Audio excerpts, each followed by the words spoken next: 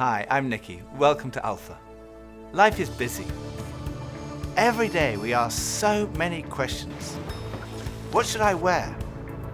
What's the weather going to be like? What's happening today?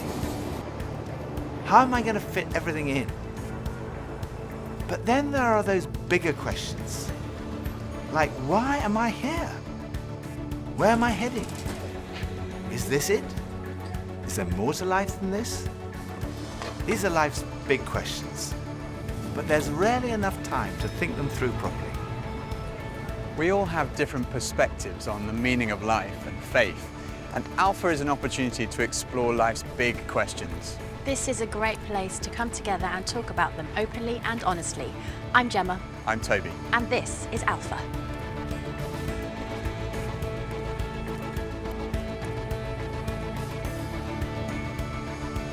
I go on Google. I definitely Google. I go on Wikipedia. Internet. I scroll through all the different answers and then I try and combine it and then make my own kind of like cornerstone. Or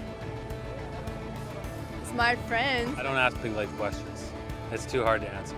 Google or my grandmother. I meditate or I read. When I have a big life questions, I probably go to my family. I haven't really had any mess of what to say.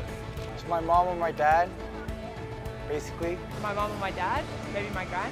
I get most of my answers from the library in any section there because I don't really trust the people that I'm around. The key is always to yourself. You got to figure some things out for yourself. If I'm confused, I go to him first. And he confuses me more. But when it's something more personal, I try to find it within myself first. Friends of mine told me that the first night they came to Alpha, they sat in their car for half an hour waiting and watching people going in. And eventually when they'd seen enough normal looking people going in, they thought they'd give it a try. And one thing that might be going through your mind is, am I going to be the only one there who doesn't believe all this stuff, who's not a Christian, that doesn't go to church? Well, if that's you, then you're in the right place. Alpha is designed for people who wouldn't call themselves Christians or who are not regular churchgoers. It might feel a bit strange to be discussing life and faith with people that you've never met before, but the best thing about Alpha is often the great friendships that are formed over the weeks. For much of my life, I was not remotely interested in Christianity. In fact, I don't think I'd ever come to something like Alpha. I was not brought up as a Christian. My father was a secular Jew. He was an agnostic, and my mother didn't go to church, and I had no interest at all in Christianity. First of all, I just thought it was so boring. Everything to me about church, Christianity, religion was just dull and dreary. And it kind of made me feel a little bit guilty. I didn't know why, but I just didn't want to have anything to do with it. And I also thought it was untrue.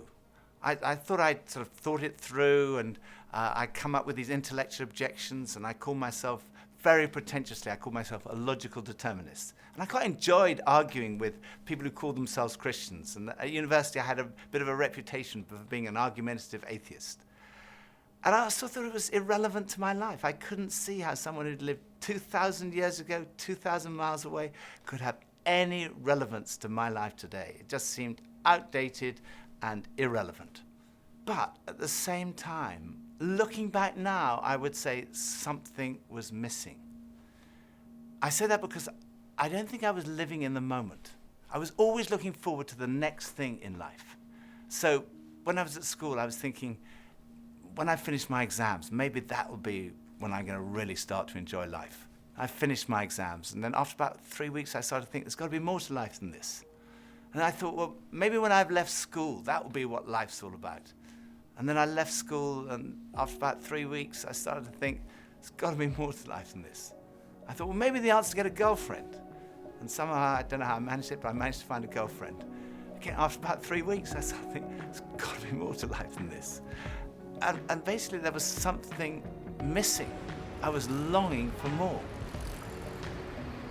The actor Jim Carrey once said, "I wish everyone could get rich and famous and have everything they've ever dreamed of, so they would know that's not the answer." Some people dream of having their name in lights, of fame and fortune. Some people dream of finding happiness through relationships, careers, money, whatever it may be.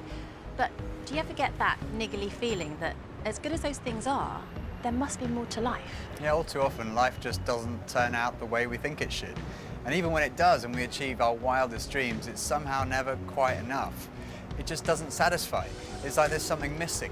And Jesus said, I am the bread of life. In other words, I'm the one who fulfills the longing that's deep inside every human heart. Jesus claimed to be the one person who can satisfy that spiritual hunger. Freddie Mercury, the lead singer of the rock group Queen, had amassed a huge fortune and attracted millions of fans. But he admitted in an interview shortly before his death that he was desperately lonely. He said this, "You can have everything in the world and still be the loneliest man, and that's the most bitter type of loneliness. Success has brought me world idolization and millions of pounds, but it's prevented me from having the one thing we all need, a loving, ongoing relationship." Ultimately, there's only one relationship that is totally loving and goes on forever, and that's a relationship with God. And Jesus said, I am the way to that relationship. Jesus said, I am the way, the truth, and the life.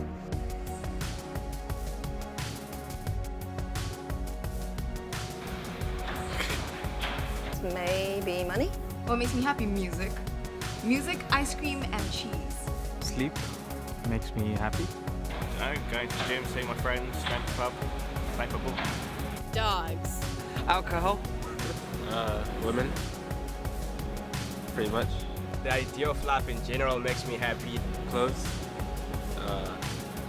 Women. More to life than this? That's a really good question. I don't know, I can't tell you. I think we're supposed to learn a couple of things. There's nothing more. I'm still figuring that out, to be honest. No. Let's live in the moment. Absolutely. I strongly believe that there's more to life than this. No idea. Sorry. When I was about 17, I was sitting having a burger with two friends, and we were looking out the window and commenting on a few of the stores across the street, and I suddenly realized that I couldn't read any of the signs, even if I squinted. So I asked if I could borrow one of my friend's pair of glasses.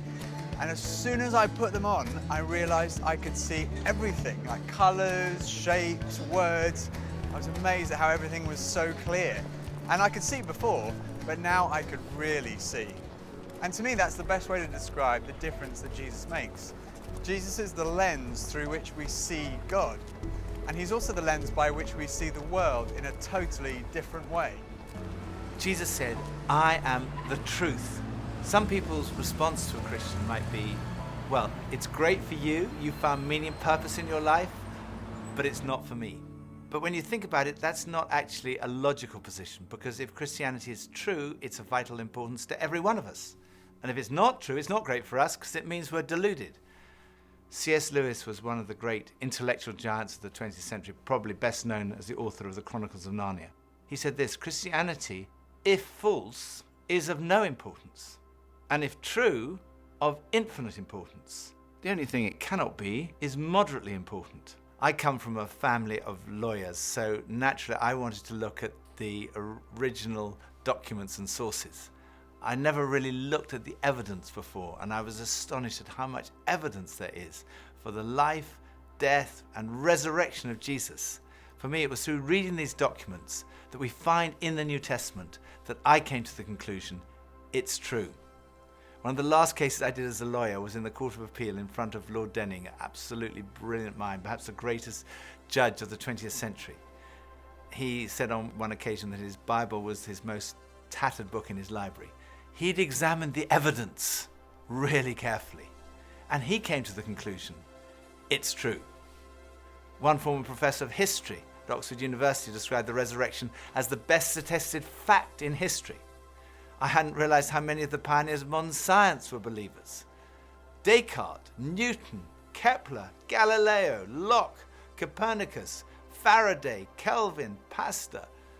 Francis Collins, one of the greatest scientists of our time, was director of the Human Genome Project, mapping the 3 billion letters in the human DNA, considered by many to be the most significant scientific undertaking of our time. He describes how he encountered Jesus and came to believe in the truth of Christianity. Well, in the home where I grew up, faith was not something that was talked about very much. My father was a professor of drama, my mother a playwright. When I went to college and those discussions in the dorm late at night about religion began to occur, I had no particular reason to attach value to a faith system. It had never been something I was familiar with or had internalized at all.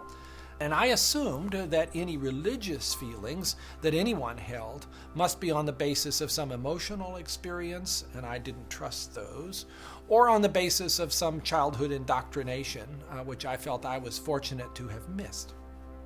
I loved the experience of learning about the human body and all of the components of that, and I particularly loved being introduced to genetics.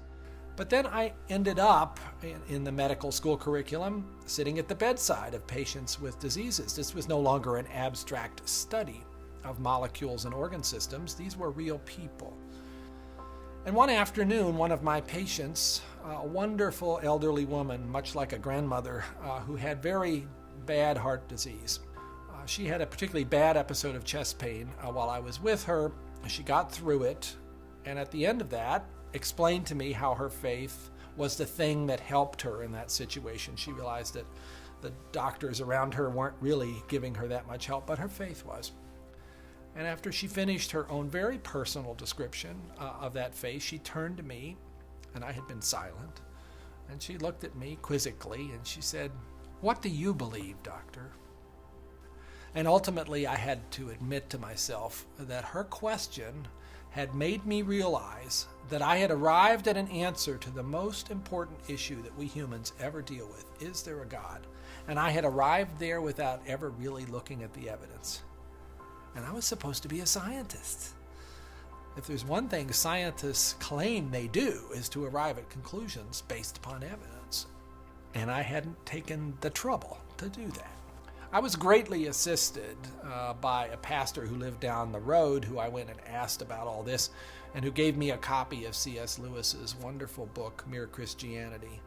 Because here was an Oxford scholar, a prodigiously developed intellect, who had traveled the same path. Within those pages, I realized for the first time that one can come to belief on a rational basis, and that in fact, given the many pointers that one sees around oneself in terms of the universe and it having a beginning, and its fine-tuning in terms of the way in which all those constants that determine the behavior of matter and energy seem to have been set just in a certain very precise range to make life possible. And many other things, including my beloved mathematics and why they actually work anyway to describe the universe, something that makes you think the Creator must have been a mathematician. That brought me then to the person of Jesus Christ as a person who was historically extremely well documented. That was news to me. I thought Christ was as much myth as history, and I realized after reading more about it, this was a historical figure upon which we have a great deal of evidence for his existence and his teachings, and even his rising from the dead in a literal way. That day at my patient's bedside started a journey for me, a journey that I was reluctant to begin, but I felt I needed to, a journey that I thought would result in strengthening my atheism, but to my surprise, resulted in my conversion. There's a difference between knowing facts about someone and really knowing them personally.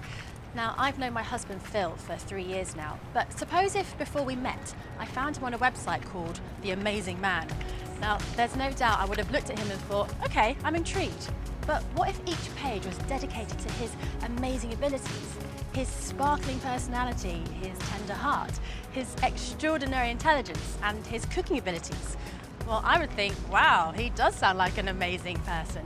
But that's head knowledge. But I also have the privilege of being married to him, and I know that he's an amazing person, which is knowledge that comes from experience and relationship, and that's heart knowledge. When Jesus said, "I am the truth," he was talking about more than just a kind of intellectual truth. The Hebrew understanding of truth was truth as experienced. And there's a big difference between a kind of intellectual knowledge and a personal knowledge, between your head and your heart.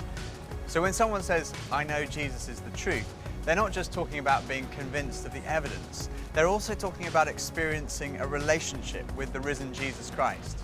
So Jesus said, "I am the way, the truth, And lastly, he said, I am the life. I have come that you may have life and have it to the full. Jesus came to deal with the things in our lives that stop us from enjoying life to the full, the things that spoil our lives. I hate shopping. I loathe it. I think I'm allergic to shopping. But occasionally my wife Pippa persuades me to go shopping, and just after Christmas, it was the sales, and she persuaded me to go shopping. And we went into the shop and we bought this very nice new sweater, the same colour as all my other sweaters. And we left the shop and we went to buy a present for her. And we went into this ghastly shop. It was so crowded. It was unbelievable. And even Pippa had had enough and she said, okay, we're leaving. So we went to leave. And as we left, the security alarm went off. And the security guys moved in very quickly and they stopped us all from leaving. And like the crowd that was trying to leave was stopped and the crowd that was trying to come in was stopped. And we were there right in the middle.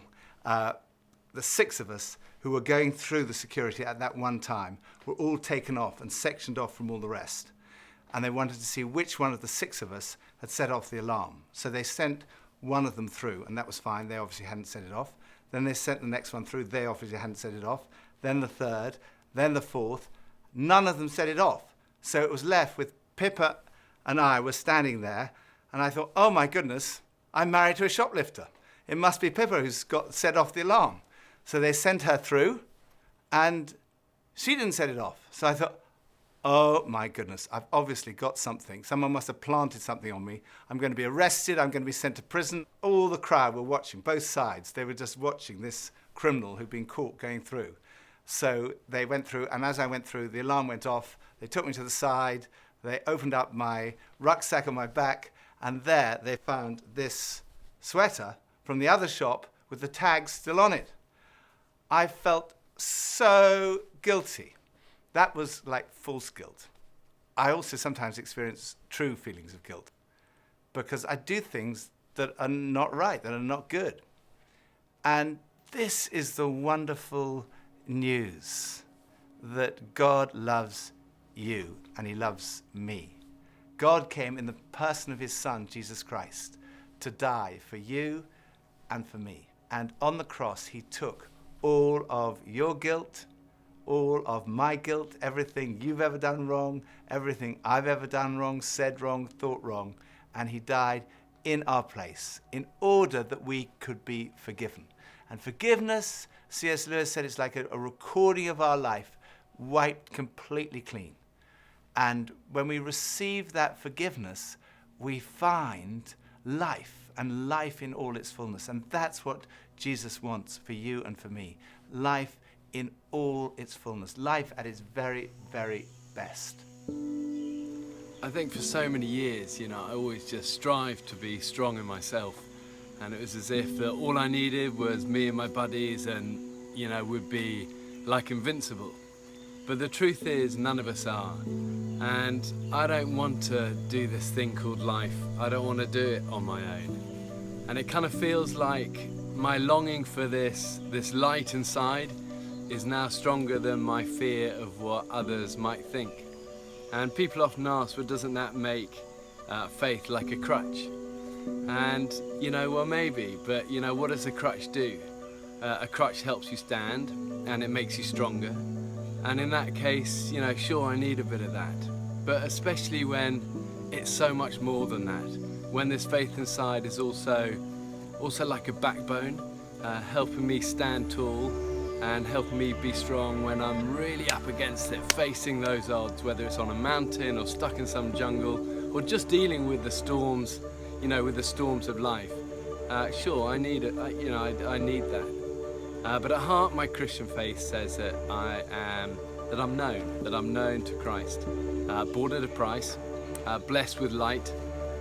Faith says that we're loved, regardless of our mess, regardless of how many times we fall down, and that Jesus somehow picks me up. And sure, I'll reach out to that. Why wouldn't I? I used to think Christianity was boring, untrue, and irrelevant. But when I read about Jesus, I realized he was anything but. Jesus said he's the way to God. He's the one who brings meaning and purpose to your life. He said he's the truth. He said he's the life. That true fulfillment is found in a relationship with God through him. Alpha is a place where you can be yourself. You can say what you think and challenge everything. No question is too complex or too simple. And what your point of view is as important as anyone else's. And over the weeks ahead, we are going on a journey together, an adventure to explore the questions of life, faith, and meaning. Think of it this way. If you live to be 70, you're going to spend 20 years and 3 months asleep, 10 years and 5 months watching TV, 5 years and 9 months in some form of transportation, 7 years and 6 months eating and drinking. You have approximately 570,000 hours left to live. So why not spend less than 24 of them asking life's biggest questions? Welcome to Alpha.